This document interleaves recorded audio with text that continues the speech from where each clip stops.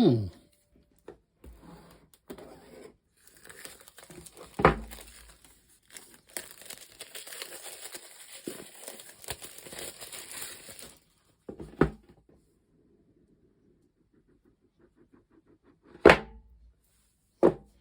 Hmm. Ooh. Ooh. Wow. Massive screen. Shiny, shiny.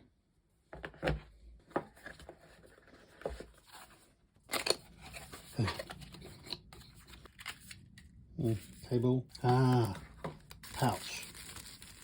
Love the pouch.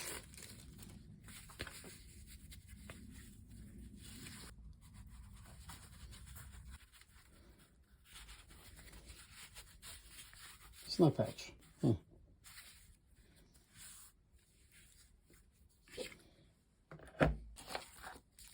Cloth. Stuff. Stickers. So here it is finally, the Insta360 One X3. I want to talk about all the new features that are in this camera and give you a bit of a tour around the outside of the camera and compare some of the main hardware features that makes it different from the One X2 here, because I'm sure you might be wondering whether to upgrade to the X3 from the X2 or just skip the X2 entirely, even though you can still get that at a slightly cheaper price than the X3 at the time I made this video. And thanks to Insta360 who sent me the X3 to test out, although I did not receive any payment for this video. So the X2 and the X3 are both pretty similar in some respects, the form and the fact that they are both great 360 cameras, but there are a few things that make the X3 stand out for me.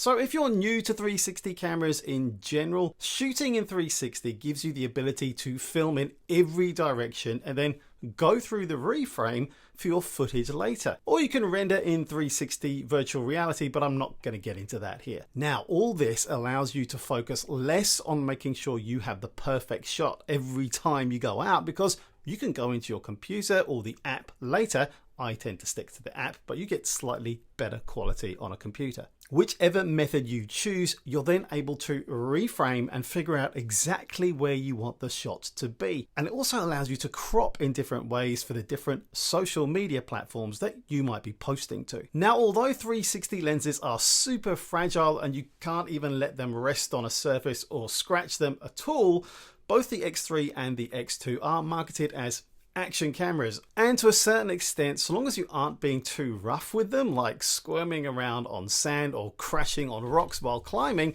this makes sense. They're both water resistant to 10 meters and they're reasonably rugged and built for adventure, up to a point. I mean, if you're really into adventure with a capital A and you might beat your lens up, then you might want to choose something different. But if you're like me, it's going to be a pretty awesome choice and can be mounted anywhere, and it's a pretty good size too. It's a bit bigger than a GoPro type camera, but not bad. But the advantage of having it at this size is that you can just have it protected in a pocket, pull it out and grab a shot and not think too much about where you're pointing it. It works even better on a selfie stick because the software stitches it out. And what you have is like a camera operator following you around, capturing footage as you go. And for that third person kind of point of view, 360 cameras are incredible. In terms of specs, the X3 is a 5.6K camera, which means that you're shooting that resolution spread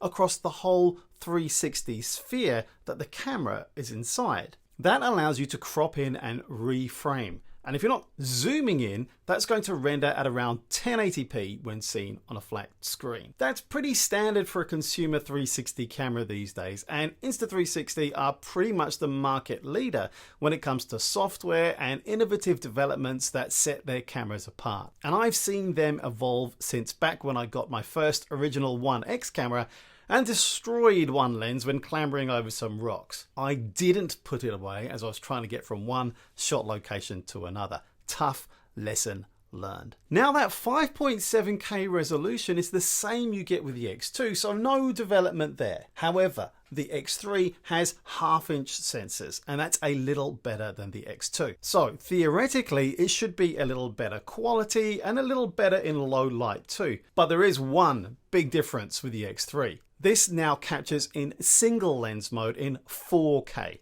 The X2 could only manage 1440p, which is the same as the Go 2. So if you know you're just going to shoot using one lens, that's a big development. Okay, let's check out the differences on the surface of both cameras. One of the big changes you'll notice right away is on the screen for the X3. The screen is massive, and the X3 is a touch heavier than the X2, 180 grams versus 149 grams. That's the weight of the camera and the battery together. And I expect a lot of that extra weight is the bigger screen, and it looks very nice, I have to say. It takes over almost the entire side of the camera, and this allows you to see a lot more when you're filming, and also just makes it a lot more functional too. Like the X2, it uses swiping to get through all the menus, but everything is just so much easier to use than the smaller circular screen that you find on the X2. I mean, the X2 is better than the simple LED indicator screen on the original One X, but I do find the X2 screen kind of fiddly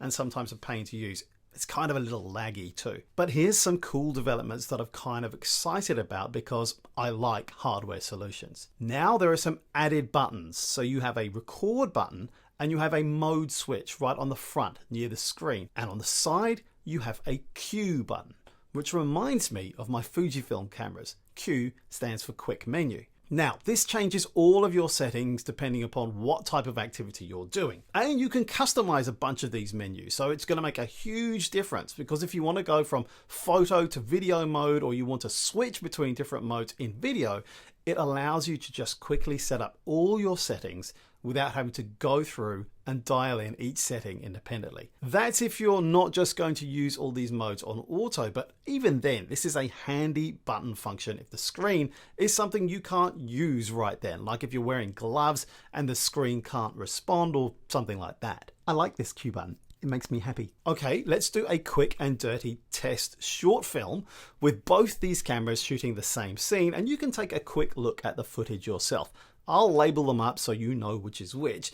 Be sure to drop me a comment below and let me know what you think.